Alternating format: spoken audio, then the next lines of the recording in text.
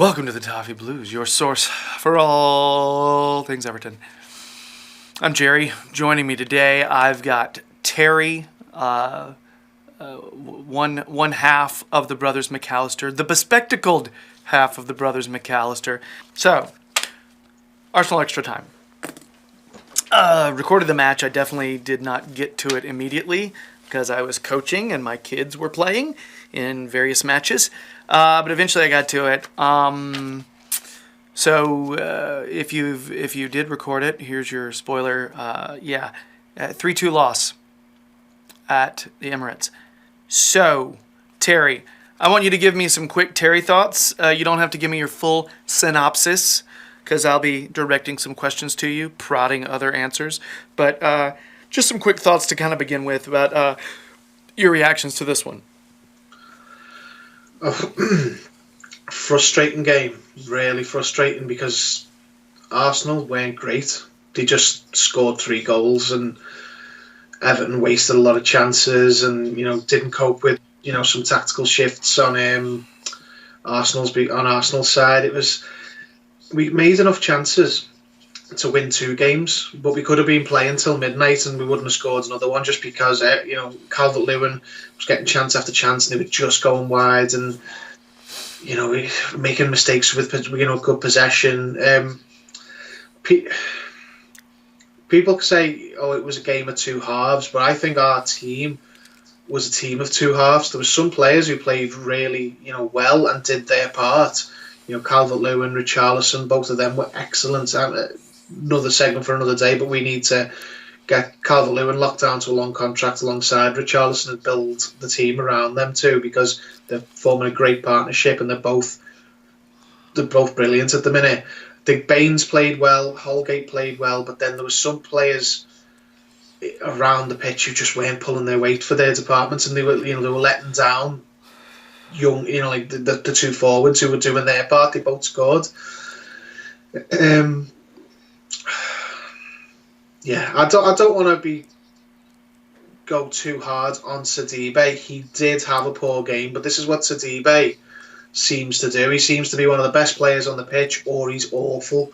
There's no in between. He was caught out, twice for the 2 goals, the 2 Aubameyang goals. Sorry, the first goal, I'm not even gonna criticise anyone for that because so and so should have tracked back, so should have closed down. Like Schneiderlin could have closed down earlier.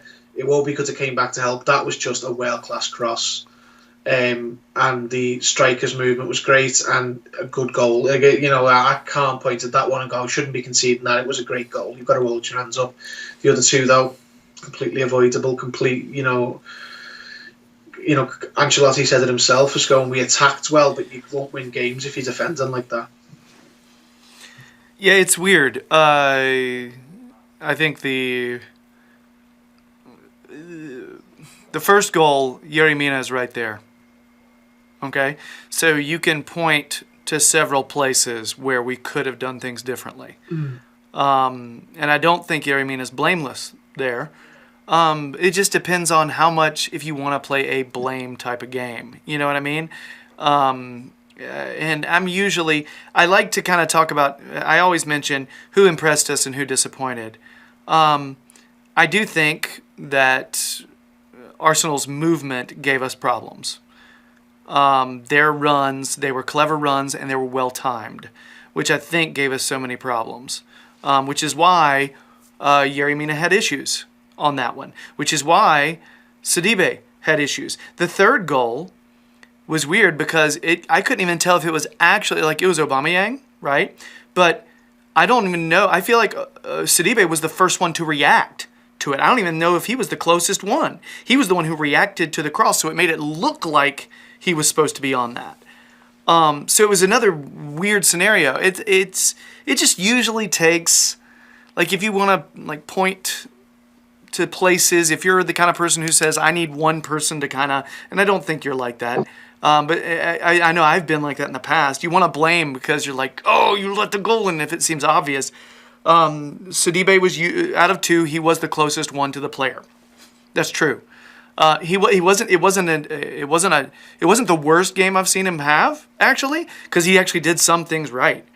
But I think it was one of those where our back line, with the exception of Leighton Baines, Holgate a little bit, we'll take stock of it and say we need to do a better job of communicating about their movement, about the movement of the opposition. So yeah, moving on, because you mentioned Sidibe. You didn't want to blame it on Sidibe, and I'm with you. I just think you can say he let us down a few times for sure. Yeah. I think if you don't, then you're, Yeah. Who else? Is there anyone else? I don't like to start negative, but I was going to say go positive first. But let's go ahead and get that knocked out. Anybody else who disappointed you where you're kind of like, oh, man, I wish they'd have done this? Yeah, I mean, Iwobi wasn't playing good either, to be honest. The whole right-hand side was weak and Arsenal's was good. Like, that Saka looks like a really good player. I think. What a cross on that kid. You see? Oh, my gosh. You mentioned it earlier, but I wanted to acknowledge it. I forgot to. You're right. That was world class. He looks good. He's not even a left-back. He's a left midfielder. But their left-hand side of Saka and Aubameyang, it was just too strong for Sidibe and Iwobi. And Iwobi, I didn't think had a very good game. He was out of position, but he was. When Saka came on, he started pressing Mustafi because they went more as a back three. So Richarlison, Calvert-Lewin, and Iwobi were pressing, but it just left Sidibe really isolated. And he goes on little adventures himself anyway and is caught out of position. It's a frustrating result because Arsenal were there to be beat, and when they weren't very good on the day. They just scored some crucial goals at crucial times, and it was a good opportunity to get that statistic out of us of never not winning away at Arsenal and what have you. But the performance, there were pluses to take from the performance. It's difficult to see because everyone's built up for 2 weeks and what have you. Say, oh well, we're in the European race and all that, and we still are. We've still got all the teams around us to play. It's not like we need to win that one and that's it. All the teams around us still to play. A lot of them need to play each other. This table's going to change a lot in the next several weeks going forward. Yeah. But most of all, you've got to just take each game as it comes. Ancelotti is still looking at these players and sussing out who can play in a 4-4-2, who's good enough, who isn't good enough. The mentality has shifted. The team didn't give up. It didn't come off for them, but a lot of the players were still in it. Like, how often would we have just been out of the game completely under Silva? One thing I do hope we correct is how often we concede in quick succession. Whenever we concede one, we're always liable to concede a second straight after. And we did that, I think it was like 5-6 minutes after one goal, we conceded the other. But we got ourselves back into it, and we unfortunately conceded straight after half time, but the spirit was still there. It was like Watford, where we didn't feel like we were out the game after we conceded. Right. And it's easy to forget now that we didn't actually win a game from being a goal down under Silva at all. I know we haven't won one, but it's chalk and cheese when you look at the body language of the players, and well, a lot of the players, not all of them. Yeah, you can just see. You see, all right, where's the problems? What's Carlo, got to address? And you go, okay, strikers good, a lot of defenders good, midfield needs work, because we played the three central midfielders, Delph, Schneiderlin and Sigurdsson, and they didn't have particularly good games. I actually thought Delph wasn't too bad. That's not to say he was good, but I don't think he was as bad as he's been in other games. And I think agreed. I think that just the three of them aren't really game changing players. But when Gomez came on, you saw what we've been missing: just that composure, that passing range, that over the top through ball he put through that pass hit for Richarlison. But the keeper had to come out, the keeper had to rush out to him, higher up the pitch to clear. Mm-hmm. If we can get Gomez, bolted into the team and keep him there and keep him fit, it's going to have a completely different complexion on how we can play, because he's got more options ahead of him to pass to now. He can look at two strikers who can receive the ball off him rather than just one, a static number 10. You can go I was thrown off by the lineup. It threw me off. Like, I know Paul actually called. He thought that Ancelotti would go with Iwobi on the right. But to be honest with you, I look at that lineup and I'm not sure about the entire the midfield, like the wings you have. You got Sigurdsson kind of playing on the left in a way. And I guess the inference there is he likes his wingers to cut in and play a little more centrally sometimes. So I get it. It's just a strange choice.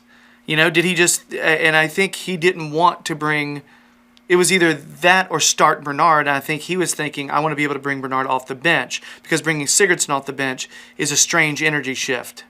So that's the only thing, I'm trying to make sense of it, and I feel like it makes sense thinking about it like that, But what are your thoughts on that? And then at some point we should bring up the most amazing man in the world, Andre Gomes. I was surprised by the lineup just because he's playing Sigurdsson on the left when he's got the two left-sided players fit. He's got Iwobi and Bernard. This left-hand side of the 4-4-2 isn't like a left winger. The right winger, the right midfielder tends to be a winger like Walcott. But I was surprised because even in that sort of left midfield /10 role, that Bernard and Iwobi can play under Carlo. I still don't think Sigurdsson's got the mobility to do that, and I don't either. The game bore that out. Gary Neville on the commentary in the UK was pointing out Sigurdsson, saying he doesn't seem to be trying. He's walking up the pitch rather than running when the centre backs get the ball and we're trying to build up. So he didn't suit it. He didn't suit it at all. And in central midfield, Schneiderlin and Delph, do their best, but they're very limited players in a 4-4-2. Schneiderlin, has had his 2 good games of the season now, and he went back to form. And Delph wasn't spectacular, but I found he was better than in previous games. But let's be honest, just not getting himself sent off and not giving away fouls for goals is an improvement on how he's been playing. But yeah, I felt sorry for Richarlison and Calvert-Lewin. They both did their job and they were both playing really well and they both pressed and they both were making chances and everything. And then I just think the midfielders, let them down. They weren't playing up to their level. Iwobi not got the same issues as the other 3, but he was out of position and he just wasn't having a good game. He wasted a really good chance, so he needs to get it on target early in the first half, and that could have put it to bed. We'd have been 2-0 at that point. Yeah. Either that or he could have played it across to one of his teammates. He had like 2 teammates in the middle. Yeah. He had 2 players in the middle just over there hanging out, reading the newspaper. Yeah. They were just so wide open. So it was still some of the old away day problems of lack of composure and not taking chances, but there was an improvement in mentality and, we weren't just out the game the second we went a goal down, which is so often the case. It was the case. Yeah. So, there's pluses to take, and I'm not too upset about the Premier League table because it's everyone plays each other and we're all really, really tight in points. So in 3 weeks, it could be a completely different complexion. It's just not, you just don't know with the league this year. There's only 2 positions in the whole league which are nailed on, and that's number 1 and number 20. Yeah. Last question. I didn't mean it for it to be the last question, but I did. So the last question has nothing to do with Andre Gomes, but I would say that we have to look at the fact that he's back. He's beautiful, and it's a really good story. And we are better with him. And so he came in, made an appearance, made our team better, made our team more dynamic, and, welcome back. Don't ever leave again, is what I have to say to that. So that is a positive. So here's something. I'm one of those, the world is gray people, besides the fact that my hair's like that. I feel like life is not like black and white issues. You know what I mean? I think some people look at this and they say, we didn't win a game. Okay? So you look at our performance. Are you the kind of person who says, still should have won? Still frustrating, still should have won the game. I'm angry about that and whatever about the positives. Or are you one of those people who says, take some positives, take some solace, and roll into the next one and try to keep that in here? I actually wasn't sure exactly how you would feel about this, if I'm honest, because I know you get kind of fed up with kind of the moral victories, you know what I mean? Because you've been a supporter for a long time, but at the same time, you're also someone who doesn't see the world in just straight up black and white. Do you feel like you walk away from this game with a little bit of warmth despite the frustration? Or are you just like, no, screw it, get the mentality back, learn to win, let's do this? Normally, I'd be quite fatalistic like that, going, I don't want to, Mm-hmm. win the argument. I want to win the game. But Mm-hmm. realistically, for the rest of this season, I'm more or less going to be of the other persuasion where you've got a brand new manager in, and you've got to expect that. It's something I'm fed up of doing, of changing manager and having to say, oh well, the rest of the season doesn't count anymore. But it really doesn't. Like, you look at Leicester. I keep comparing ourselves to Leicester. They got Brendan Rodgers in, and the half season he had before he got into the summer, he just sort of treated that like a big pre-season and saw who could fit in his system and where he needed to recruit and all that. And I'm hoping and banking on that being the same with us. So I'm not saying all the results suddenly don't matter, but it's like, if you can see improvements from what you had before under Marco Silva, and it's consistent, you're seeing it more and more, then you've got to take encouragement from that, because you've got to think, well, maybe that's what we're building on for next season. And the reaction of the players to being behind away from home, it still isn't perfect. There's still, problems. We do wobble badly when we concede. Not all of the players try and fight to get back in the game. It's not like all of a sudden we're a team of lions now, but we had nobody doing that. Now we're starting to get that. The confidence has increased with a lot of the players. Like, the easiest ones to say: Richarlison, Calvert-Lewin, and Holgate, 3 easiest picks. They don't feel like they're beaten when they concede now, and that is a massive improvement on what we had. When, if we conceded the first goal away from home, you might as well stop watching the match, because it was over. And if we can build on that and get better at that consistently, then eventually we might have a stronger mentality and have more leadership on the pitch, where we can turn those games where we should really win, considering the amount of chances we get, into wins. Yeah.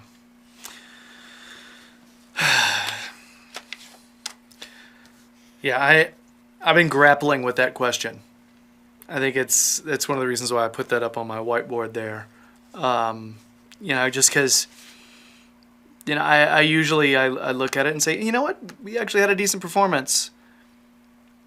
But over the years, you get worn down from just saying, we actually had a decent performance. You know what I mean? And sometimes you're like, I want 3. Yeah. And then again, we've actually had in recent memory, and during this recent decent run of form, we've gotten 3 from games maybe we didn't deserve all 3. You know what I mean? So at least there's a little more balance than previously. Mm-hmm. Restored to the force. I just wanted to say that. It doesn't even fit. I just wanted to say restored to the force for the nerds out there. So yeah, that's still agitated. That was just an inner grappling question. I didn't really know about how you felt about that. I think it's just everybody's going to be different on that, depending on where they are in their supportership, in their fandom. If this happens this time next season, then I won't feel the same, because a lot of time will have passed with this manager and new players, and whereas you do have to sort of hit the reset button when you change manager, especially if you change to your first world-class manager in many years, because you've got to give him the benefits of the doubt of time. It's been hard for people to, and I was one of the ones saying give Silva time, but I can understand a lot of people going, well, why does he deserve time? This manager, no one could say that. They need to give him time to see if he can sort out some of the issues Everton have got. Did you see his face when we conceded after half time? Yeah. Welcome to Everton, Carlo Ancelotti. He must have been thinking, these guys have been for years.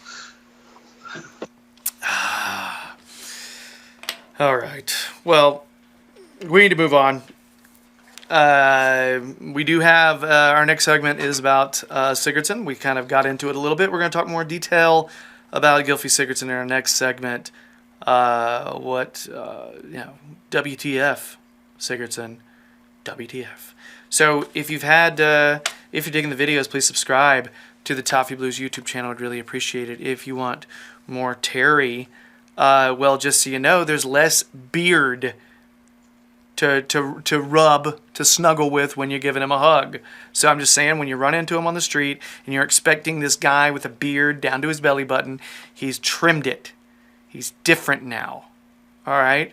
So I want to make sure your expectations are where they should be. All right? Also, Liverpool Echo fan jury. Yeah, check out for that. I always, every once in a while I lead with the hug and I give his real credentials afterward. But every once in a while, anyway. So yeah, check out his Twitter, all that information. I got nothing to plug yet, but I'll get there soon. There's something happening. Maybe. All right, let's go talk Gylfi. Much love, everybody. See you in a bit. Bye.